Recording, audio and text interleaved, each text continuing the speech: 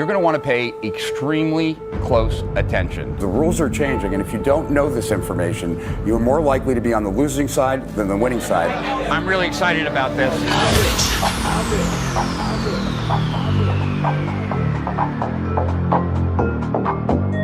I'm rich. Dean Graziosi, Mike Filsaime, Katrina Ruth, Ryan Dice, the one and only Russell Brunson, Sonia Riccati. We have Molly here, Todd Brown, Roland Fraser, Mike Dillard, Jeff Walker, Neil Patel, Dennis Hughes. I'm rich. Diamonds on my body,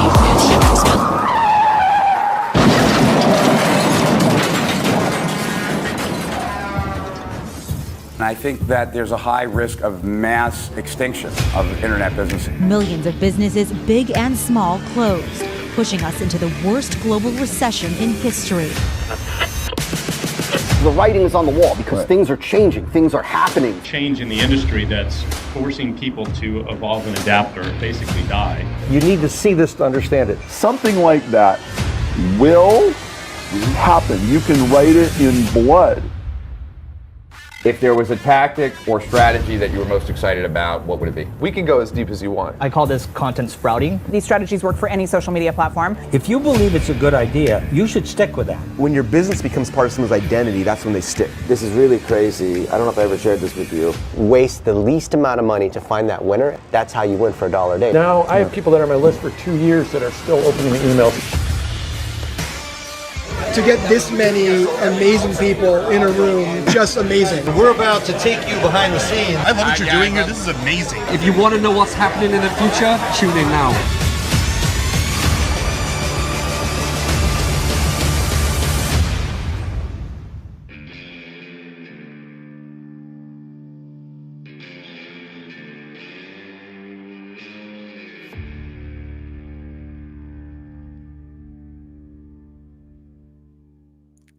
Hello. Welcome, everyone. A different haircut, experimenting once again. I'm Rich Sheffrin, and we do these live streams every Tuesday from 2 to 4 and Thursdays from 6 to 8. So curious what you guys think of the hairstyle. Do you like the other one better? This one better? Just curious. Got it this morning and in prep for going down to Geek Out tomorrow night in Miami. So where you are, Lisa. So as you guys know, as you guys probably don't know, actually, I've put the end of flow just on ice for a little bit. Want to tell you what we're going to be working on today, right? And really need your help. But if you help me in the process, I'll be helping you. And what we're gearing up here at Strategic Profits for reintroducing or recreating or updating and then introducing the coaching program that I've done for almost 2 decades, the same program that Mike Filsaime and Russell Brunson and Ryan Dice and all these people have been through. And so I was sitting down with Matt because Matt happens to be in town. Oh, I thought I was actually going to do a live stream with Matt today. I forgot about that. Matt's in town, and I got CJ, my assistant, here, and we got Jack, who's our copywriter. He's in my backyard with Matt, and we're all here, and we're working on the coaching program. And I am not clear what are the primary obstacles that many of you what would be the obstacles that you would look to overcome in a coaching program. So that used to be a lot clearer to me, obviously, because I was part of the demographic just a few years ahead. Well, that was 20 years ago. Now it's 25 years ago, right? Like as far as like where I am versus where people were. So I'm not as clear today about what people in our market currently struggle with that motivates them to join a coaching program. And so what I thought I would do is to incentivize getting some very valuable information for me as far as what are those struggles, what are those obstacles. What I thought I would do for you is take some of those and help you get behind them. In other words, figure out what is the root cause of doing that? Like, why do you have that challenge? Why do you have that problem? What is the deeper cause of it? Most of the time, most entrepreneurs focus more on the symptoms than they do the deeper problem. And I can give you an example of that I believe I wrote about in the manifesto, but maybe I wrote about it in one of the other reports. And so I want to share that with you as far as like a way that I was able to take a problem and make that problem irrelevant going forward by creating a solution to that problem that wasn't solving the symptom, right? But it was solving what caused the problem in the first place. So a little bit of theory of constraints, but it will be probably not as formal, obviously. And yeah, that's my intention here today. My intention here today is two things, right? I walk away from this with greater clarity about what people in our market struggle with that would motivate them to join a coaching program. Like, what big rocks would they want to accomplish? What is that motivating force? And then I want to leave with that. And I want to give those who give me those greater insight on how they can solve it. So if that sounds appealing to you guys, then I am happy and we can actually make it happen. And so I guess we should just get underway. I do want to show you something for a second here. Let's just see if I do this, though. How do I get it back? No, I have to do it over here. That's right. All right. So when we're ready, but just to show you that, like, at least a little bit of prep went into this, we have a whiteboard right over there, as you can see. And I can actually, when I do this, I can do that, right? I can actually do that. Oh, I guess, CJ, we should probably take off the stuff, right, that has, like, on the board currently. And so I guess let's dive in. I'm trying to think. We put flow on ice last week, and I don't even remember why. Maybe I didn't have enough time to prep. And I'm under the gun a little bit today, guys. I got to finish this presentation for Geek Out, and I keep going back and forth about trying to give the most amount of solid, actionable advice as it relates to thinking, learning, applying at your best, but also providing some context. And that's the challenge that I'm having. Like, how much is too much context? I don't want to really get into teaching mode. I don't think that's what would be appreciated there. But there is some teaching that kind of has to be done. And so that's my struggle right now. So I'm dealing with that. And I'm dealing with Matt's and the team's last day here, all as a group, and trying to make sure that we advance the coaching program as well. And then if that wasn't enough, guys, Mike Filsain called me and told me that they're shooting a documentary on direct response, want me to be a part of it. Can I get Mark Ford to be a part of it? And so I did that, and I reached out and I said, yes, I'll do it. And I can, I reached out to Mark. He said he'll do it. But all this has to happen before tomorrow afternoon, after I finish my coaching call. I then head down to Miami. So I got to have the presentation done tonight. I got to have the answers by the time this live stream is over. And then I got to help Mike with this documentary on direct response. And then in addition to that, I think I promised Matt and Frisia that I would be going out to dinner with them as well. So crazy, right? So anyway, if you can hear me, then you're here. And if you're here, I'd love to know who I'm talking to. So if you could tell me where you are and just say hi, that would be awesome. If you're watching this on YouTube, smash the like button and subscribe. If you're watching this on Facebook, thumbs up or emote, comments across the board, whether you're on LinkedIn, Facebook, or YouTube, and try and stay in touch with us. So subscribe, join our Facebook group if you're not already a member, and let's dive into this. Hey, cool. All right. So we got Jason in Tampa. Good to see you, Jason. And Vincenzo in the house. What up, Vincenzo? I got to get you some more videos. Post haste. Lisa in the house in Miami Beach. That's where I'll be. Lisa, I'm going to be in Wynwood. Geek Out is in Wynwood, so that's where I'll be hanging. Coronado Island, San Diego. Dr. Vogelman. It's going well, Stephen. Good to see you. Marketing is an endless series of experiments, goes for haircuts too. Yeah, that's at least the idea, right? I feel like my face has got to be a little thinner to pull this look off personally, but interested in what you guys think. You're looking like a Marine, really? A Marine. That's interesting. Hello, Bruce Willis. I used to get that I looked like Bruce Willis when I was younger, thinner, and bald. But I'll take that as a compliment. And Priya, thank you for the comment that you said on this post, I believe it was. I actually copied it and sent it to Matt. It looks cool. Thanks, man.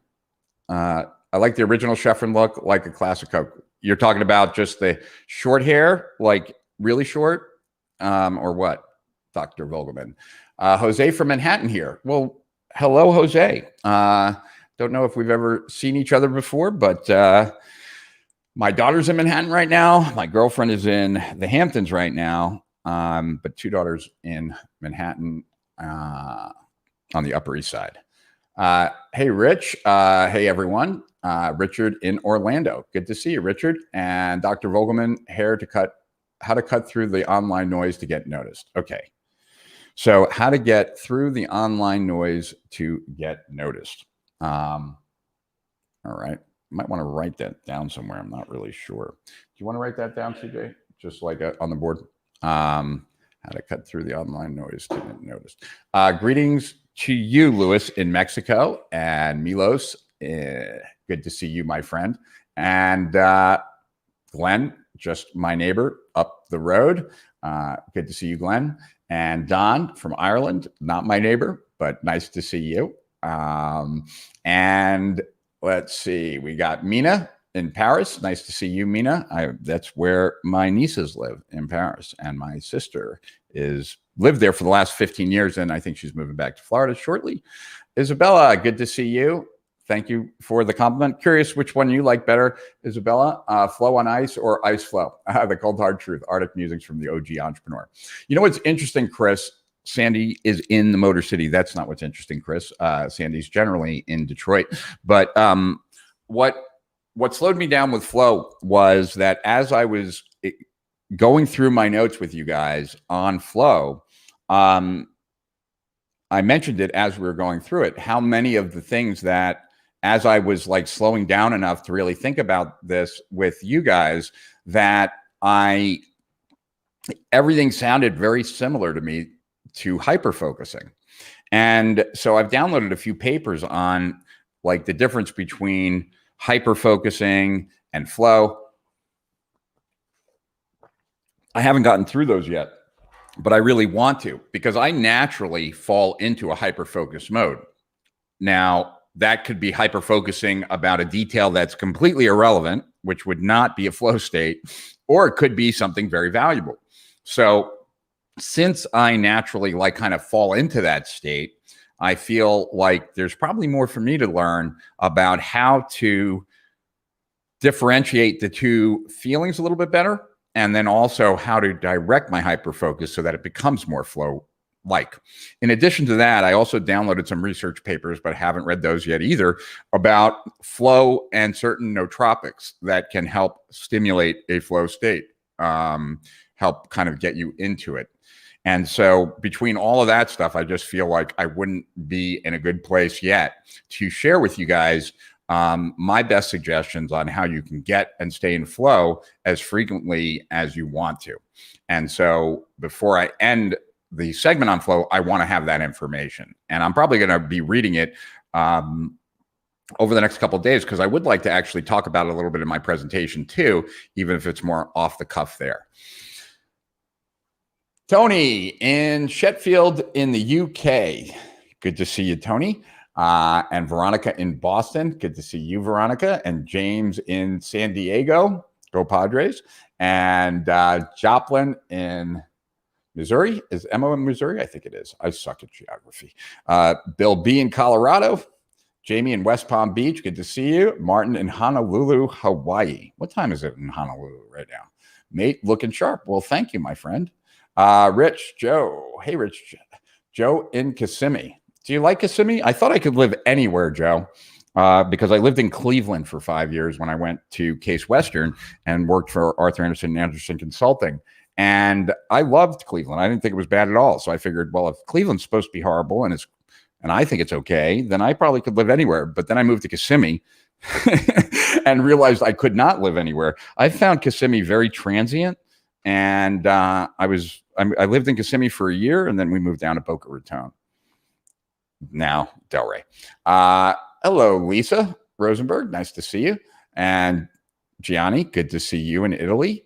And Chris Chico. Hey, Rich, you look weird with your haircut. Well, I could see that since we haven't seen each other for a while. Chris, if you're going to be down, we should definitely get together while I'm down in Miami. I'm there for a week. Like the new look. Cool.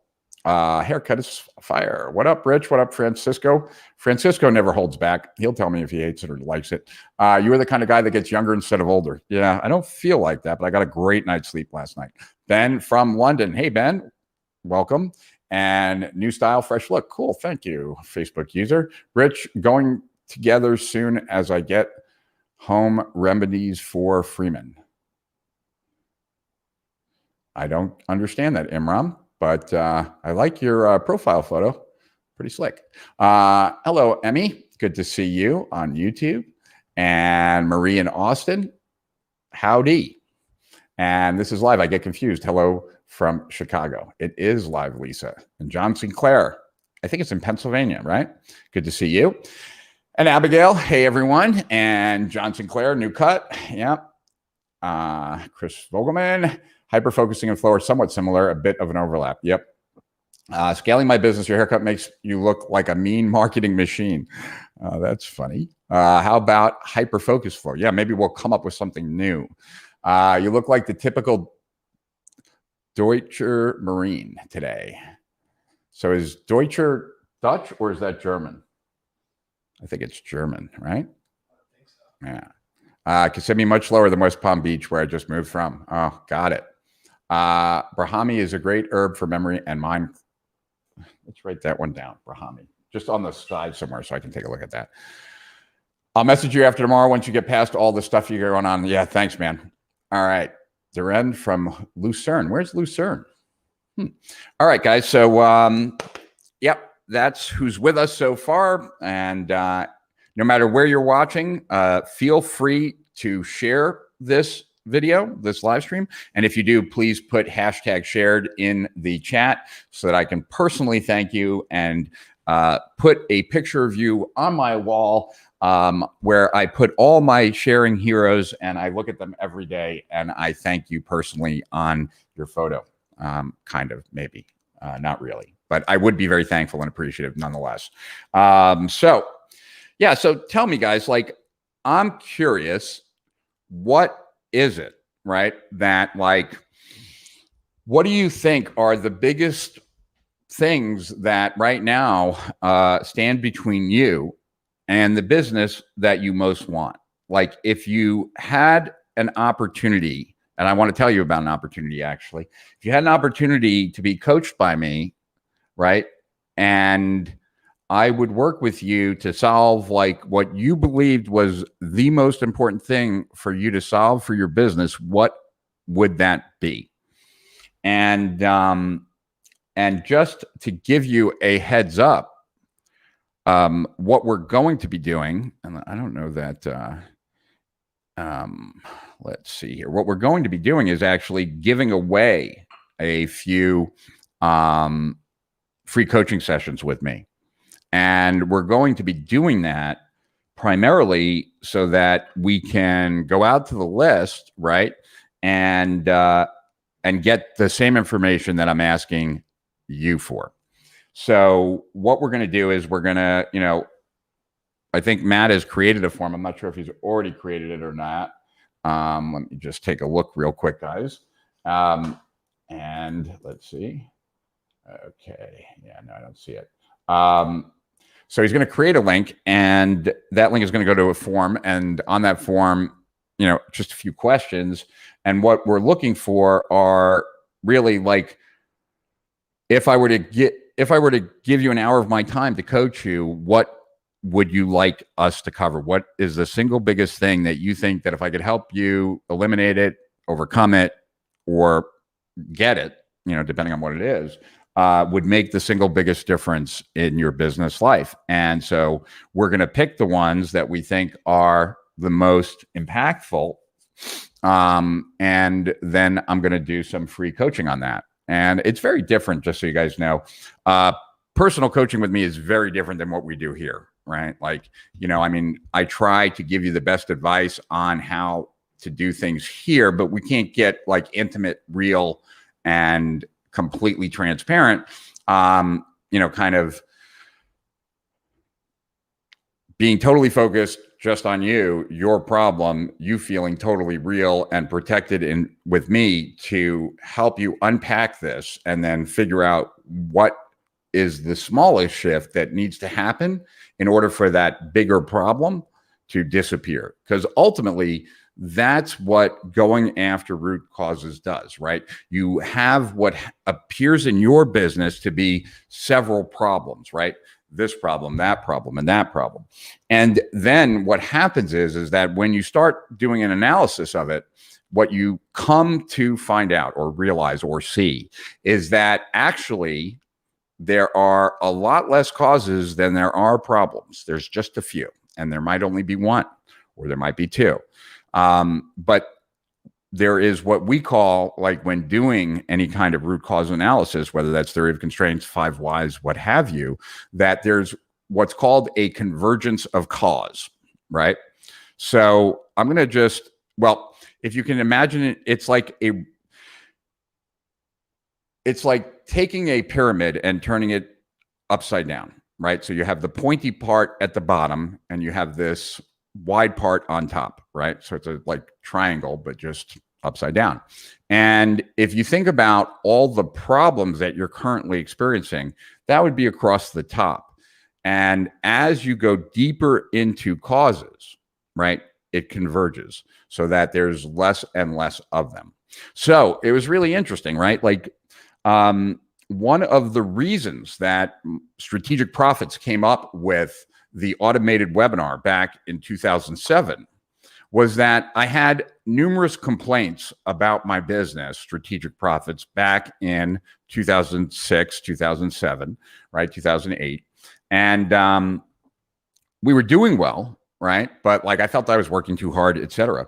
And I also wasn't happy with certain things in the business. And so I felt that I was really the workhorse growing the business by writing the reports and everything. But the team that I had, the 20 people, I just didn't feel like we were leading them effectively and therefore getting the most out of them. And so I had a bunch of issues with the business. And when I put all those issues down, like I thought customer service at times sucked, right? And it sucks to, as like someone who's busy coaching and like working their butt off, to be working really hard on the content and everything else, and then lift up your head and see what's happening in the customer support side and find out that your team is not doing a good job on the experience, right? So like I would come across posts that the content's great, but the experience sucks. And I'd go to Brian, who was running my business at that time, and be like, dude, I'm holding up my end of the deal. Like, get you and your team like on par with what I'm doing by myself. And there were issues like that, right? And there were more than just that. But when I did a current reality tree, which is what we use in theory of constraints for root cause analysis, what I came to discover about my business at that time was that all the problems that I felt we were experiencing that really got under my skin were problems that were actually being caused because we had built a launch-based business, right? And that I'm a huge fan of launches. Like, launches put me on the map. They made me known. They built my first list. There's a lot of wonderful things about launches. But a business, in my opinion, shouldn't be built on just launches. and when after we had developed the automated webinar, I was at the first like PLF seminar or whatever Jeff puts on, like big event, and I got on stage for like 15 minutes and just to tell people about automated webinars, because at that time nobody really knew what they were all about at that time. And I said that I believe that launches are a bonus, they're not a business. And so, you know, when you build a business that is completely based on launches, right? That means that all your customers come in a very specific week, and then customer service is kind of twiddling their thumbs until the next launch, right? You get this huge peak that you are going to disappoint people because everything's coming in at the same time. And then there's like this lull, right? And so there were all these kinds of problems that were caused by this, having this peak amount of people going through our processes in very condensed periods of time, and then long periods of time of nothing, right? And so what I kind of came to the wake-up call, you could say, like when I went through this root cause analysis was, wow, like the same thing that put me on the map, the same thing that has brought in tons of money at times, the over-reliance on that was catastrophic from a standpoint of my happiness, the business's growth, and the business's ability to continually improve. And none of those things happened until we got off that model. And I don't know that we would have gotten off that model. I don't know if it ever would have been as clear to me. I mean, customer service being crappy at times is obviously like, you know, when a launch, when you know the characteristics of a launch, you can understand why that might be a challenge. But there were lots of other issues where the linkages were not that clear, but yet it was the same. That like I could see how the launch was either the major contributor or at least something that was augmenting it, making it worse, et cetera, right? So that for me was eye-opening. And so that for me was the wake-up call that I had to create a business that did not have these peaks and valleys, which led me to the automated webinar. So, so that's kind of the process there, right? That was the wake-up call for me. And so what I would love, and I don't know if anyone is brave enough to, but I'd love to work like right now with somebody, kind of see, at least start the process, or we can just start with a bunch of problems and kind of take a look at them together. But so let me check in back with you guys. And then, yeah, I'd love to get on the board and actually do some work. All right. So let's see. All right. So taking daily action. So I'm curious, I don't want to write that down yet, because like what prevents you from taking daily action? Is it that is this a procrastination problem? Is this an uncertainty problem? Like you're not sure what to be working on, or you're overwhelmed. You feel like there are so many things to be working on that you're unsure where to point and what direction to pursue. You know, in your mind, James, there is something specific, right? Underneath the surface of not taking daily action, right? That's what I'm curious about. So, if I were to coach you on taking daily action, though, since you put it down there, I'll just share. And I was not trying to be a business coach at the moment, just try to help you, right? And what I mean by that is generally I spend most of my time focusing in on the business, not actually, and the entrepreneur, but as the entrepreneur relates to the business, a little less on the like self-development, life coach type stuff. But the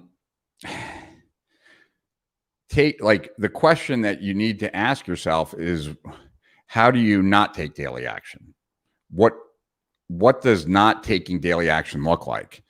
You know, I read this great book years ago, or I enjoyed it a lot, and it was written by Sherry Huber, and I don't remember which one of the books it was. Maybe it was like, I don't want to, you can't make me, or something like that. It was something like that. And it's told as a parable, and this guy goes up to see this guru because he wants to do to meditate daily, and he doesn't. And so he's asking the guru for advice. And the guru is like, well, you can't do not meditating. How do you do not meditating? Walk me through that. What does not meditating look like, right? Because there's got to be a time when you thought you would and then you didn't. So walk me through how you do not meditating, right? So James, it would be the same thing. Like, how do you do not taking action? What's the process that leads James to not taking action, right?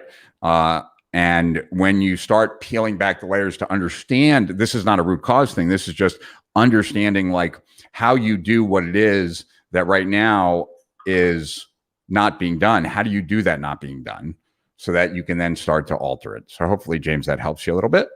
Yep. Free coaching for the win. Cool. Relaunching my business. I closed in 2010.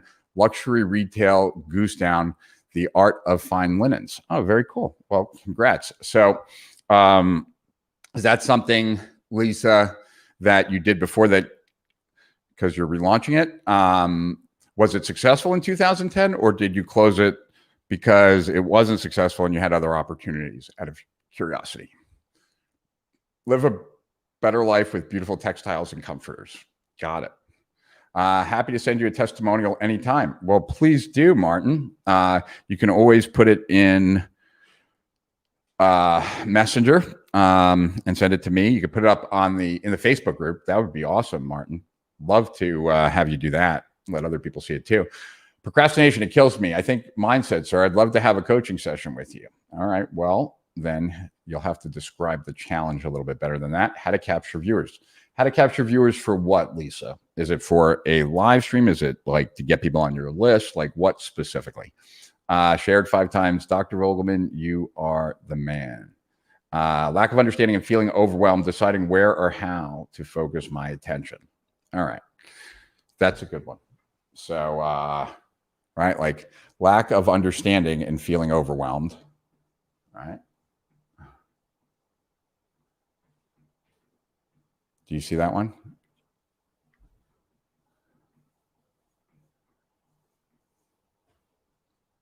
I'm feeling overwhelmed, right? And then where to focus attention. Hi, Rich. Great to be here again. JHB from South Africa. Well, good to see you, my friend. I would also like to scrape all my contacts from numerous social media accounts. Many account. I am a researcher working alone most of the time. Not sure if I need a Kickstarter campaign. Not familiar with that. Well, if you're not familiar with it, why do you think you would need it? And Lisa, like, do you still have your old customer lists? Do you still have all your old contacts? Like, you know, are you truly starting from scratch now, or can you leverage a lot of the stuff that you have in the past?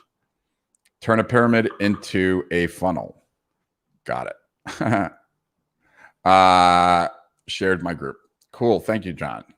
Wondering about not doing physical product and going digital. I'm an artist studying the NFTs. Don't understand them completely. I haven't spent enough time on NFTs to speak intelligently about them. They've been explained to me, but I would be, I just, you know, I don't know enough yet to speak intelligently, so I decided not to, I guess. My main challenge now is scale a membership program. We built the brand, have a top 50 podcast on iTunes under the management category, a profitable front-end funnel, have a few profitable affiliate deals, but the back-end product is not growing at the pace that we want. So, Gianni, okay. And guys, this is good, right? Because these are how problems show up in a business. And so this is concrete and pretty clear, although not as clear as I would want it. So let's see. My main challenge now is to scale a membership program. Totally understand that, right? We built the brand, have a top 50 podcast on iTunes under the management category, a profitable front-end funnel, and have a few profitable affiliate deals, but the back-end product is not growing at the pace that we want. Okay. So my first question, Gianni, is like, what is the back end, right? Is it just having people stick in the membership, or is it something else? If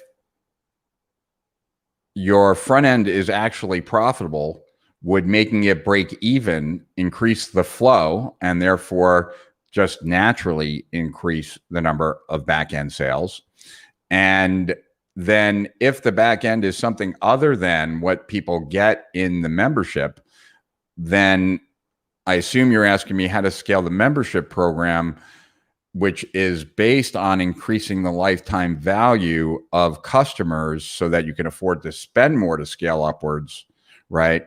And that relies on selling your back end products. So let me know if that's the process, like if that's what you're thinking, if that's where where the problem lies. So the problem lies in not selling a back end to increase your lifetime value to therefore allow you to scale bigger. And what's interesting to me, guys, is that as I began working on a scaling program, which at the end of the day, the scaling stuff that I was working on just goes into my coaching program. But one of the things that was really fascinating to me, and I think I shared this with you a while back, but it's so worth repeating because to me, it was like eye-opening. But I was speaking to, I forget who I spoke to originally. It might have been Kurt Molly. It might have been someone else, but it was definitely someone who was in media buying. And then I had another conversation with Maxwell Finn. And I was asking them about scaling, right? And how often do people come to them, money in hand, right? Wanting to hire them to help them scale, and they have to decline because the person really, the business, the person, the entrepreneur, what have you, is not really ready yet to scale. And I didn't ask that question originally. I think I was in a conversation with Kurt Molly and he threw out a number like that. It was like 75% of the people who think they're ready to scale, who come with money in hand, he has to be like, you're not ready, dude. Like you either don't, your offer is not compelling. Your stats are shitty. You don't know your metrics. You don't know lifetime value, or your lifetime value is not high enough, et cetera, et cetera, et cetera. Right. And I was like, wow, 75%. And so then I asked Maxwell Finn, right? And Maxwell Finn said, it's at least 75%. It's probably higher. So that's mind boggling to me that people go to an ad agency, right? Money in hand, ready to spend. And yet they're not ready to scale because potentially their metrics are off, their offer is not compelling enough, like something of that ilk, right? So with Gianni here, what I'm trying to determine is what preventing him from scaling his membership, the selling of the back end? And if so, what is that product? When does he attempt to sell it? And that then opens up a can of worms about or possibilities of how to improve the situation. I literally wish you would hypnotize me to put all my focus on my business. Yeah, I might have to do some hypnosis sessions at some point and make them available for people in the coaching program at least. I think if you have a vision about how your employees treat people and expedite things, one has to be consistent. It was always difficult in our luxury retail shop to get people to close the sale. Yeah, see, for me, I don't disagree with you, Lisa. It's just that, when your business is used to X number of sales a day, and then all of a sudden times it by 1,000, and then it goes back to, though, that those 1,000 a day are only going to last a few days. That's going to go back to zero. Like, so you can't gear up. You can temporarily gear up. But yeah, that was the issue that I was dealing with, but I get you. Oh boy, I get that. Okay.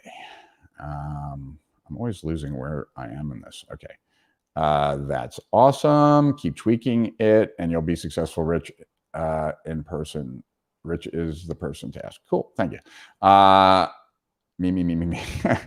Would love to do this. Cool. Can you teach me about keywords and how they work? Wow, Steven, are you that green? Okay, we can certainly talk. Well, keywords are really pretty straightforward. I mean, it's ultimately when we're talking about keywords, we're talking about phrases that keywords are primarily associated with search engines for the most part, right?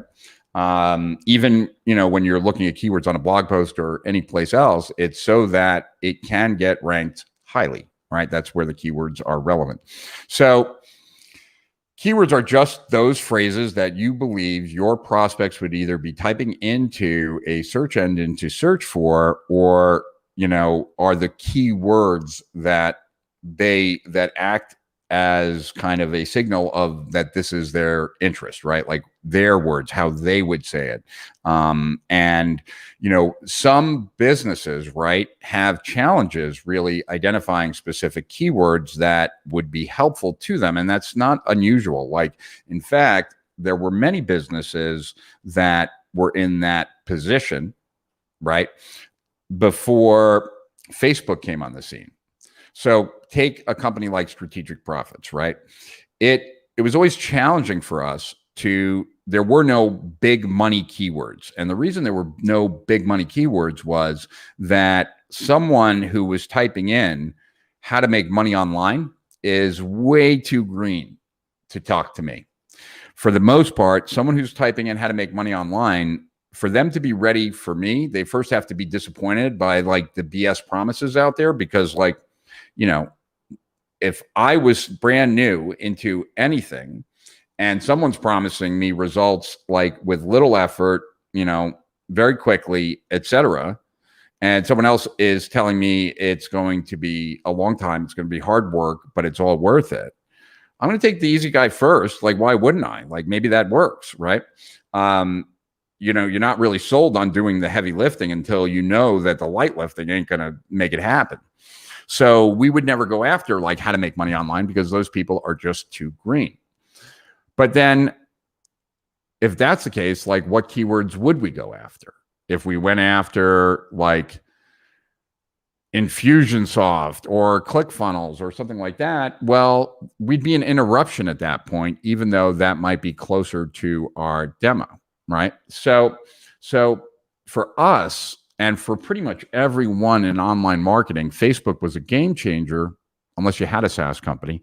Facebook was a game changer because now you could target people who were in internet marketing without them having to search internet marketing phrases that would tell you that they're the best customer for you. So keywords are all just about like what you believe are the phrases that your people type in that get them turned on, etc. So that's the short way of kind of explaining it, and it's without going into all the details as far as how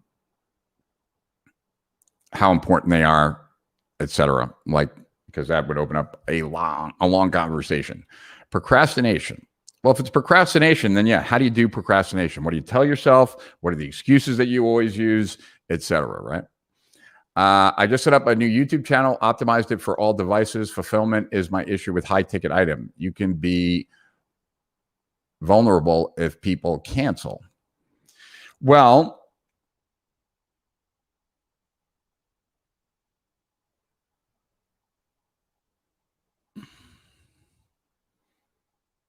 is it customized?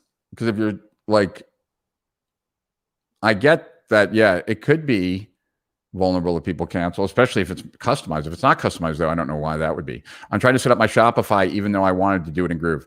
I would say to start, Lisa, it's probably better to start it in Shopify, just because more vetted and proven out. Once you get it working, then you could always like switch it over to Groove. My biggest challenge is to stop wasting time to learn everything by myself and instead to get to a who versus how mindset. Got it.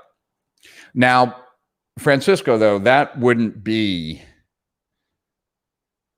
like, my belief is, and I'm like, that nobody would join a high-end coaching program with someone like myself to just solve that problem, right? Like, there's many places you could go potentially that would be a lot less expensive, that might be more focused on that specific thing than me, right?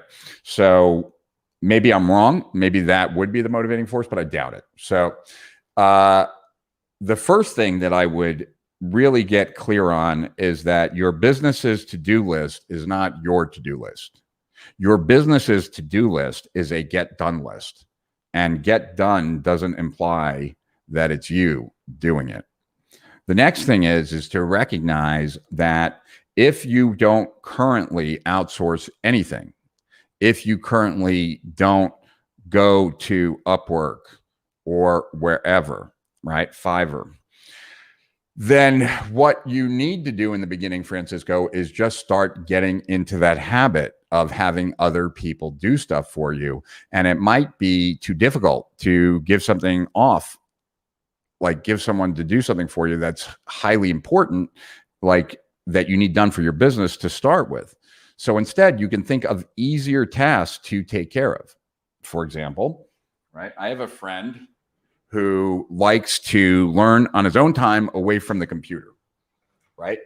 So anytime he joins a program and he goes through a program, he goes to Fiverr and he has a guy that will go through the program for him and rip all the videos, save all the files, right? So that then he can have it all on his iPad and he can watch it at any time, anywhere, at any speed. Something like that is really easy if you do stuff like that to have someone else start doing for you. But for what I find, Francisco, without even having to draw that on the board and stuff like that, especially because I don't think that would be enough of a motivating force to get someone to join, is really that it's just a lack of comfort in your ability to get others taking over for you because you just don't have a lot of experience with that. Getting inboxed consistently and keeping attention is a challenge. Aha. Well, hopefully, Tony, you're a Steal Our Winners interview. I just did a great interview with Troy Erickson that'll be out next month, and it's all about getting inboxed. And also, I did a really good interview with Fernando Cruz over at Legacy, also on getting inboxed. And that I can totally understand is a challenge.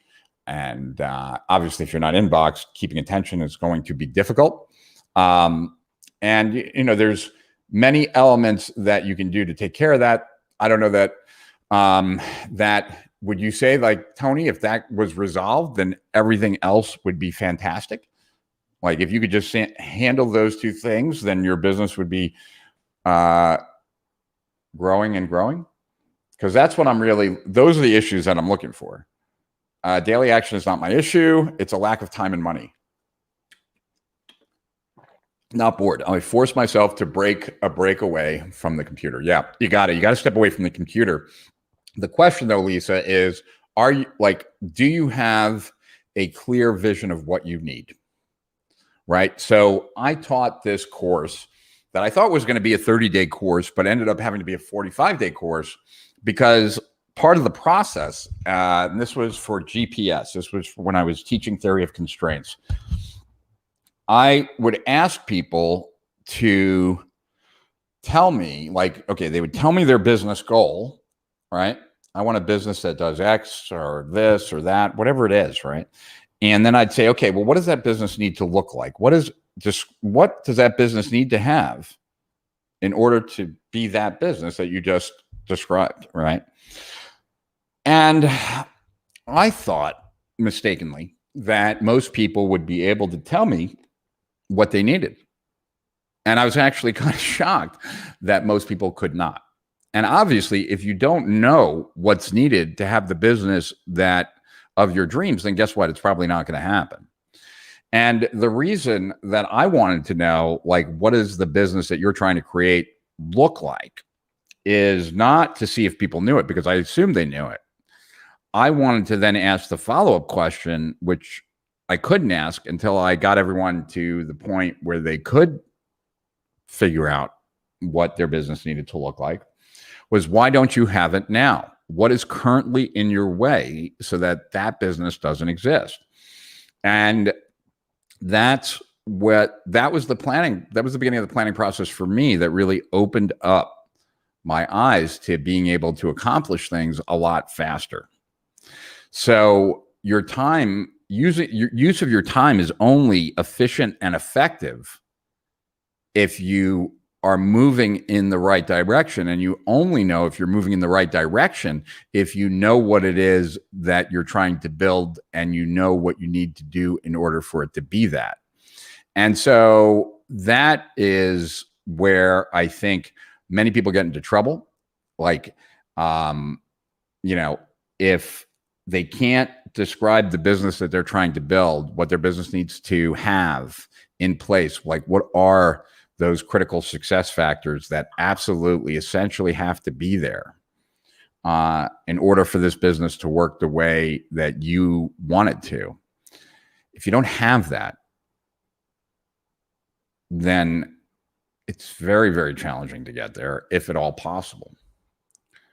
So I hope, Lisa, so my question really is like, I get that you've done YouTube and you've done these things, but like, is that in your mind what's necessary? Like the fewest possible things necessary in order for your business to be the business that will deliver the profits at the workload that you so desire. For me, I'm not very technical. That should not stop you, Richard. One, because your name is Richard. And two, because I'm not very technical. So you're meeting another Richard that is also not very technical. I don't know how to send an email from our CRM system Infusionsoft, even though we've had it for 16 years. I don't know how to create something with WordPress. I don't know any of that stuff, nor do I feel the need to. Primarily, one of the reasons why is that it prevents it makes it so that I have to have someone else do certain things. There's no point in learning something if you never want to do it, right? And if you shouldn't be doing it, then all the better that you don't know how to do it. All right. All right. Creating a distribution and marketing plan, setting all the ideas into a map. Yeah, I get that, right? Like for Priya, I would assume you feel like there's tremendous possibilities, right? And it's like, which one should come first? Which one should come second? Which one should come third? And then some people get lost on how do I even make that decision? Some people know how to make the decision, but they're not clear. Like they don't know enough to answer, right? Like which channel is best, right? Which medium is best? Which type of positioning is best? And so like, when one starts to consider all these things, it can quickly become somewhat overwhelming from a standpoint that there's lots of important paths to take. Obviously, they can't all be taken at the same time. So recognizing that, what's the single best task or project or plan that can be put in place right now? And I get that can be confusing. And that's primarily going to be because without like kind of knowledge of the area, it's hard to build a map through it. Roadmap. Yeah, exactly. That's what I'm talking about. 2008 recession, 2009 was the end. Beginning of 2010, it was the faucet turned off. We served the rich and they were not buying. Got ya. Well, excuse me, the rich have more money now than ever before.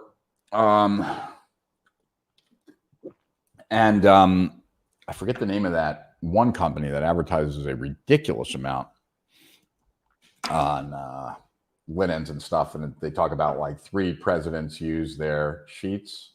No, never heard of it. Yeah. Okay, cool. Christy. Overwhelmed by massive amounts I need to learn. Not sure where to start first. Got it. So Christy, like what are you trying to achieve? Right. And, don't say make money online, please. What are you trying to achieve? And do you even know what it is you need to know versus all the things that you don't need to know? Or like, are you in a place right now where it's like, you think you need to know almost everything that's related to your business? Curious about that, Christy. No, I'm not. And we were the retailer of the year in 1998, together with Martha Stewart for Kmart and Pottery Barn for Eddie Bauer Home. Wow, that's sophisticated. That's good for you. We were on the stage at Trump Ballroom in 1998. People in the textile industry knew us. I served customers who contact me to replenish their linens. We have heavily customer service oriented. Got it. Hello, Rich and everyone. Hello, Samuel. Richard, Kevin nailed it. Same thing. I have so many different things I can do, focusing on one, and which one is killing my progression. Yeah, I think that makes a lot of sense. There are issues with fulfillment that leave me exposed. The setting up everything now, hopefully Shopify store, also branding issues with my vendor Kickstarter campaign. The challenge, let me just go back there for a second, Lisa, is that maybe a Kickstarter campaign is right for you. Maybe it's not. But like, whenever you're putting something as possible that you don't know anything about, you're also signing up for a big learning curve. And you're also signing up for, like, if I'm you, I'm not learning anything about Kickstarter. I'm finding an expert on Kickstarter, and I am asking them if this is the best approach. And of course, they're going to tell you yes, because they see everything through the lens of Kickstarter. So then you're going to have to talk to some other people or get a sense of, like, is this really the best approach? And ideally, it would be people who do not have that bias for Kickstarter, so that they could then tell you. But the worst thing to do would be to now decide that you have to learn Kickstarter to then decide, right? And Lisa, like, if I wanted to start selling linens, right? Like, would you suggest that I start now? What would you suggest I do? Right? And are you kind of following that same advice, or are you not? That's what I'm curious about. Sharing in my group. All right. I know what to do. It's a lack of funds. I'm trying to do this intelligently. It's no good to attract interest and then not to properly respond to people. My comforters go for $1,000. Okay. But lack of funds is more often than not, a belief that resources are the solution, when more often than not, resourcefulness is. I did too.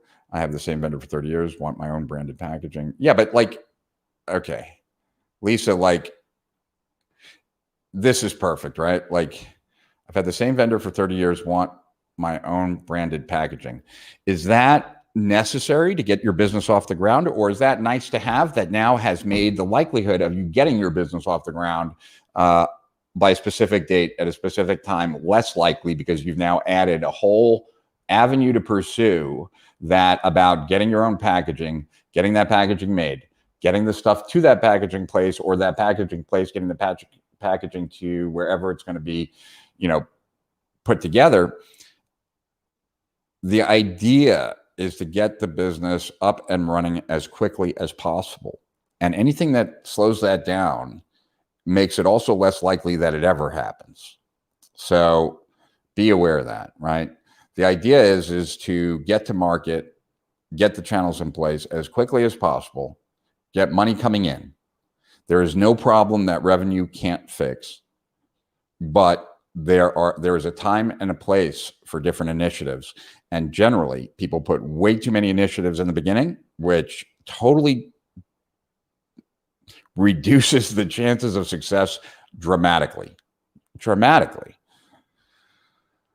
I wish we could talk on the phone. I'm not the best typist. I'm concerned about vendors drop shipping. Yeah, you see, Lisa, I think you got to chill a little bit. Are people going to, like, this is another thing I see all the time. Well, I don't see it all the time. I used to see it all the time. Are there going to be people, so people used to tell me that they didn't want to share their idea because they were afraid someone would steal it, right? And the truth of the matter is, the problem is never getting people to not steal your idea. Anyone who's ever had a business and tried to sell an idea recognizes how difficult it is to get people to pay attention to your idea and even to listen, right? So, like, the world is not full of people like eavesdropping on entrepreneurs ready to take their ideas. If they're going to take anyone's idea, they're going to take an idea that's already proven. So, they're not going to take an unproven idea. Like, what would be the point of that? If you're going to steal an idea, steal a winning idea, not an untested idea. So, but people used to operate like they were afraid of that, right? Like, the world's a tough place, but if you spend all your time trying to avoid getting hurt, you don't make any progress. So could customers buy in return? Yes. And could that hurt you? Yes. And if you can, should you figure out ways to avoid it? Yes. But should that be the number one concern? No. Should it be the number one concern that your vendors could steal your customers? No. Because right now there are 0 customers. So when there's 0 customers, there's nothing to worry about as far as someone taking those customers or those customers returning stuff because they haven't bought stuff. And it's like worrying about, it's like, I don't want to go to the gym because I'm afraid I'll get too hot. I'll look too good. And then all these women will be hitting on me and I won't know how to reject them. And then because of that, I'm going to have a divorce. So really getting in shape is, I don't want to get in shape until I figure out how to handle that because I think I'll lead to divorce. Well, that's insane and that's silly, right? But like, if I walk around with that excuse, I'm not getting into shape, right? So if I'm concerned that the customers are going to return it, if I'm concerned that the vendors who ship to those customers are going to steal those customers, these are all problems that currently don't exist that you're trying to solve before they exist, even though there are real problems in front of you that are preventing you from selling right now. And so I'm not trying to pick on Lisa here because really, like, I could be totally wrong about Lisa. I have no idea. But that pattern is a pattern I see play out over and over and over again in internet marketing. You know, when you're driving at night and you can only see a few feet in front of you, you get to your location by the end of the day, right? By the end of the night. You're not thinking about the turn that you got to make in 10 miles from now. You're thinking about what you need to do next. And in business, oftentimes, that's a better way to at least act. You might spend some time thinking about the other things, but when you're acting and you're taking action, you're moving the ball down the court or you're driving just those few feet because when you get there, you'll see another few feet. But this worrying about problems that currently don't exist that could possibly exist is detrimental to any entrepreneur's life. The membership offer is still not compelling enough. I've been talking to customers to figure out how to make it more compelling. And the main thing I've realized is that most of them are always busy. So they have a hard time joining the calls or consuming the content in the content library. All right, Gianni. Well, then in your particular case, right, what is the outcome that you're trying to get people? And what ways could you possibly help people with that outcome without them logging in, without them having to spend time to read stuff or watch videos? Like, you know, are there other things that can be done? I have zero idea what it is, right? Because I don't know what it is you're selling or what you're helping people attain. But you do, obviously. And is it like, would a daily text be useful? Would a short audio being sent to them every day be useful?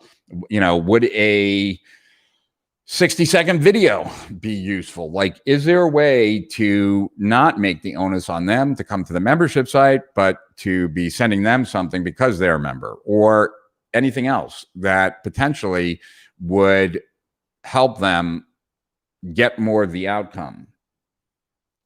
Whether that's by getting stuff to them without them having to log in, or when they log in, that there's other things that they can do while they're logged in that they can't do when they're not, that would also move their business forward, other than watching and consuming, right?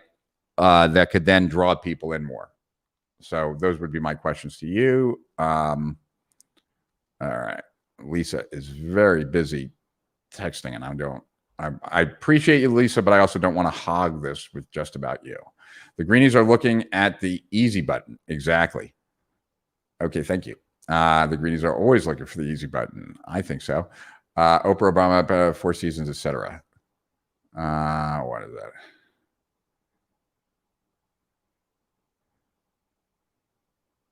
All right. Because Facebook required delivery within 2 days. No, not customized. When I had the business, I could hire people to do stuff like set up a website, etc. I get that. We crashed and burned, crawling for a decade and close to launching a different startup, internet wedding flowers. Got it. For e-commerce, Facebook lead ads versus landing pages, which is better? You got to test those. I don't know what's better right now. And it seems to change. And especially with Facebook, things are all over the place. So even if they were better before, they might not be better now. I would test, right? Everything's in flux right now with Facebook, because Facebook is no longer, the amount of data that they're getting is going to be less and less and less about the actions that people take on your site. I'd start with Facebook leads, but I'd certainly test it. How to set that up with big stores, sell low ticket. See, Lisa, I think you're worried about too many things. You can only do one thing at a time, Lisa. And if you're trying to do 50, the odds of doing anything well enough is very low. Hey, Hugo, what's up in Miami? Have you heard of Hyros tracking system? Yeah, it's Alex Becker's. If you have, what are your thoughts? I've heard decent things about it. My friend Alex Jeffries uses it, and he's pretty happy with it. My friend Maxwell Finn uses Wicked Reports, and he's very happy with that. So I think to each their own. The other thing, Hugo, is that, these are used. I don't know if either of these, if Wicked Reports or Hyros has it, but you can track like 5 different variables with UTM parameters. And after that, you're kind of at a loss. So I was talking to Katie Vogel, someone I used to work with closely at Agora, right? And she was telling me that like she's been doing a lot more with data recently. And so like we had at Agora, where we had a link creator with a promo code. And then from that promo code, we had a tremendous amount of data that was associated with that promo code, like the copy chief and the copywriter and, a gazillion other things that we could incorporate into a promo code or into a link, and then UTM parameters behind that. I would be looking for a system that allowed you to create links that you could, that the system would know that link, what that represents. But I haven't heard any horrible things about Hyros. And I've heard, I know Wicked Reports has been around longer, but they might be equally good. Hopefully that helps. Beverly Vaughn. Rich. Beverly. Everything is different now. We are fully integrated in cyberspace as shoppers. That was not true in 2009, especially my customers. Our customers aged and European textile market collapsed. Okay, then you got to think outside the box. MG Strahan. Rich, in your opinion, what's more effective for landing clients, cold email or social media posts and ads? I'm trying to solve the problem of where to focus the majority of my energy. It really depends, MG. So for someone like myself, right, and I'm a much better marketer than I am a salesperson. And I've never been that good at selling. I hate saying that because I might want to change that. So I don't like putting it even out there but that's the case. So for someone like myself, I would want social media ads and posts, right? I'd want social media posts, and then I'd want to retarget in a way so that I followed them, kind of like a Scott Oldford, Kurt Molly kind of approach. So that if I could, I would want to get people to reach out to me as opposed to me reaching out to them. It's a lot, when someone comes to you and wants your help, there is a very different dynamic than you trying to sell someone your help. And so ideally, I would be doing the social media posts and ads, but in the meantime, be possibly doing some outreach, but recognize long-term, you want to be more known. Short-term, you might have to do whatever it takes to start the process of getting more known and still bring in money. Honest to God, I want a shop because that was a great background for demonstrating what we did. I get it, but, got to adjust. Anichi sheets and bed linen. Hey, Rich, I'm here. I'm late. Sorry, you're never late, but I'm glad you're here. Hello, everybody. Hello, Andy. Too much, Lisa. That's kind of where I'm going. I want to know, but but you're trying to do too much, and you're trying, that's not how it works online. And by adding all these things, you're making the job so much more difficult. The company that you lost, you didn't build in one day. It took probably many years, if not decades. So you're not going to go back to what you lost in day one. Like, it's not going to happen. And if you try to, you're going to exhaust your efforts with little progress. And obviously that doesn't feel good to hear. And trust me, it doesn't feel good to say. But that's the truth, right? You want the minimum viable product, the minimum viable website. You want everything at its minimum to get off the ground. That doesn't mean that you have to do like a grand opening at that time. You can do the grand opening when you go out of beta, but like to try and get everything really perfect, really wonderful to start means that like not getting started. Super cool haircut. Thanks. We're testing out different haircuts, but I appreciate that. E-commerce, Facebook or Instagram, which good platform for advertising, carousel or video ad, which is working better? Depends on the product, Facebook user. Certainly a big difference on the product. Lisa, I would say before you decide whether you need a Kickstarter expert to guide you or not, you need a clear plan of attack of exactly what you want to accomplish, when you're going to accomplish it, how much it's going to cost to accomplish it, right? Like, and then you can decide whether Kickstarter is the right avenue for you. But you're not molding your business to Kickstarter, right? You're debating whether you should use Kickstarter, which means that you really have to have clarity first. All right. Very timely today's Facebook Live. Last week I was trying to find the recorded live call where you show how to mind map to find the possible obstacle. Not sure if you remember the title of that call. It would be great if you do, because I couldn't find it. Thank you. Yeah, I don't know, Hugo, but I'll be in Miami in 2 days. Yes, we are a luxury brand. Okay. What are the parameters to determine the smallest possible viable program? Once again, it depends, right? Like when I first started coaching, I decided I first had some great results just helping friends. And then when I decided I wanted to start a coaching program, I decided I was going to limit it to 25. And I sold it one time and I got like 40 some odd applications. And then I picked the 25 that I was going to work with. I could have done it with a lot less. I could have done it with a few more, but it really depends on, you want the cheapest, easiest, fastest way to interact with the market always. And that is what you have to think about. You know, in the beginning, when you're just starting, like the offer is critical, right? The offer and then getting that offer seen is much more critical than customer service. And I know that might make me sound like a really bad person, but there is no point in customer service until you have customers. And so even if you have to disappoint a few people, which totally sucks, right? It is still the way to go. You first have to see if you can sell the thing. There is no point in any customer service until you have customers. Just isn't. And so my point is that what you want to do is you want to be in action with the market as much as possible.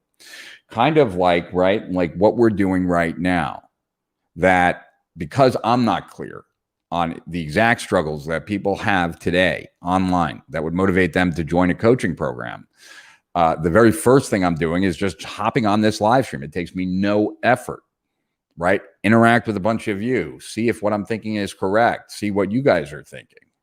It's not about creating a big focus group. It's not about creating forms, although we probably will create forms and send traffic to. It's not about it, just starting. It's just getting some info, right? And the easier you make things on yourself, the more likely it is to happen. Steal a winning idea like steal our winners. Yeah. I'm ready to sell right now. Happy to help anyone. I will move mountains to help you. Cool. Rich, how do you determine where to place your focus for maximum profits? Well, generally, right, you would, on a very general level, you map out the flow of the business, right? Like, so we get X number of customers, they cost this much become worth this because they go down this path. Others, you got to map it out so that you can kind of see very easily where are we leaking the most, right? What number do I believe is the easiest to shift, right? Like right now we're converting X%. I believe that's low for what we're offering in the marketplace. Like I think it could be a little bit higher. Our upsells are only converting at 20%, but I believe that the upsells should be converting at around 40% or 35%. So you can start looking at these. And so one way is just kind of based on your experience, because you should know your business the best, like which of these numbers seem the most malleable, right? And then from there, then it's also about understanding which number really that is malleable, and there might be a few, which of these would drive the increases in profitability more. And that's just a function of doing the math, right? But maybe I'm not answering your question exactly, Jamie. So if you want to ask it another way, I'd be happy to. I want to learn media buying, fed up from solo ads, Facebook ads, free methods. I just don't want to worry about driving traffic ever again. I get that. I understand that, Emmy, perfectly. If you want to have that, the only way that I know never have to worry about traffic again is to consistently increase the visitor value of your business, right? Like how much a visitor is worth to your business, right? How much is a visitor worth to your website? Because if the visitor value is high enough and you're willing to share some of that money with affiliates or whomever, then you will never have to worry about traffic, right? I've shared this before, but I think it's worth repeating. All traffic has a value, right? That value is assigned by the marketplace based on the bidding that is going on. And it doesn't matter if we're talking about YouTube. It doesn't matter if we're talking about Facebook. It doesn't matter if we're talking about Instagram. It doesn't matter, right? There is a price that's set, and it's generally by the marketplace, and it's generally by bidding of competitors for that same traffic. Okay. So that's why all traffic has a value, and that value is determined by the marketplace. Now, you operate in a marketplace. You are either able to extract more value than what the marketplace says that visitor is worth or less. If you extract less value from a visitor than the marketplace has determined that visitor is worth, you will always have a traffic problem. You will always have a difficulty making it work, buying traffic. You will just always have challenges. And even if you work really hard and you get organic to work, right? So now you're getting free traffic. If you're making less than what the value of the marketplace has suggested that traffic is worth, you probably could make more money sending that traffic to someone else rather than your own website. It's like I can take gold and make it worth $5 an ounce. Well, it's worth $1,300 an ounce or whatever it's worth. Nobody needs to do that. Nobody needs to take it and make it worth less. If you're making a customer who comes to your site worth less than what the market ascribes that value as, nobody's sending you traffic, and it's going to be difficult for you to get traffic. And even if you got organic traffic, you'd be actually doing yourself a disservice because you're better off sending that traffic somewhere else than even to your own business. So the only way that you make traffic work is that you're able to extract more from that visitor than what the marketplace says that visitor is worth. And if you're able to extract that amount fast, then you don't even have a scaling problem, right? Because you're able to recoup that money quickly.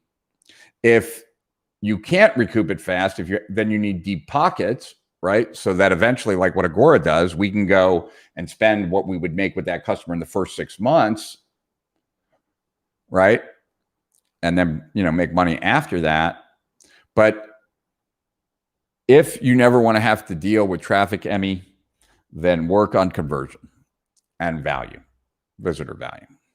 If you make that high enough, there'll be enough room for people who can move massive traffic to partner up with you. Great advice, Rich. Thank you. The don't with the yeah, I think you are just worried about too many things, Lisa. Too many things.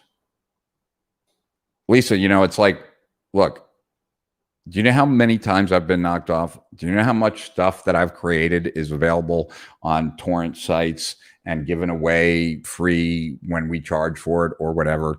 That every free report I've ever written has been plagiarized, put other people's names on it, like other people, like I, even to this day, when I talk about my free reports, I don't even send them to my site. I'm confident you can find them on other people's sites who are not authorized to give them away, and I don't get anything from it. But if I spent all my time thinking about all of that stuff, I'd be very busy and I'd get nothing done for my business. So I don't really care what other people do.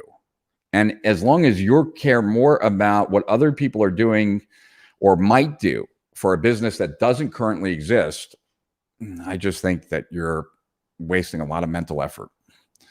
People love to solve problems they don't have. Exactly. So when we help clients build out their offer, we try to build out bonuses that help people solve a problem down the road. It usually helps close the deal. Totally agree, right? That's what we were talking about earlier. It's like, I don't want to go to the gym because I'm afraid I'm going to look like Arnold Schwarzenegger. All right, well, that's really nothing to worry about. But in case you are, like, why don't you want to look like Arnold Schwarzenegger? Well, because that would be ridiculous. Okay, well, we also have this bonus of how to make sure that you stay like the cover of a Men's Health, mag, as opposed to Muscle and Fitness, right? Or, it's just these kinds of excuses make no sense. And hopefully, in your life, in your business, you don't do this to yourself, right? Worry about the problems that currently exist. You don't have to worry about future problems. They're going to come no matter what, right? The only thing that you can do is work with what's right in front of you and then deal with whatever comes up next. And worrying about what might come next without worrying about what's right in front of you, it's like mental masturbation. I hate to say it that way, but it kind of is. Great hairstyle. Thank you, man. I'm glad you like it. I'm not sure if I like it. It's kind of, I feel like I should be wearing like a tie and a suit. Like it's very like, I'm trying to be very dapper or something, not my normal self. Do you see any competitors to newsletter creation beyond Substack? Not at the moment. What were a lot of people publishing on? Yeah, not at the moment, I'd say. I mean, but I don't really know, like, I haven't played around enough with Substack, and I know it's very different than Medium, but like, I don't know what the pros and cons of the two are comparatively. So I'm not really sure. I want to get to know the world of marketing well enough that I can market my biz and products myself. I'd rather know how to do it myself than depend on a done-for-you service. I think that's a good idea. I don't want to waste time or energy on anything unnecessary, truthfully. I'd say I don't know enough to know exactly what I need to know, if that makes sense. At some point, I want to help others to learn to start and grow their businesses. I'm learning a lot from listening to you, so thanks. So, Christy, the first thing I would say is not worry about helping others until, like, you know enough, right, to help yourself. And there is always going to be a lot more to possibly know online than you could ever take the time to learn. And so really a lot depends on what it is you're trying to do online. What business models have already been put in place or figured out to do that thing that you want to do. And from there, kind of first, like learning what few things that business model requires to make work and learning those things first. Unless you're targeted online, you are going to be at a detriment. And one thing for you, Christy, and then also for Lisa, like there's a big difference between offline and online. Offline, if I want to run an ad in newspaper, like there's a cost, I can negotiate it. But one thing that isn't going to impact my cost is everyone else's negotiation and how, et cetera.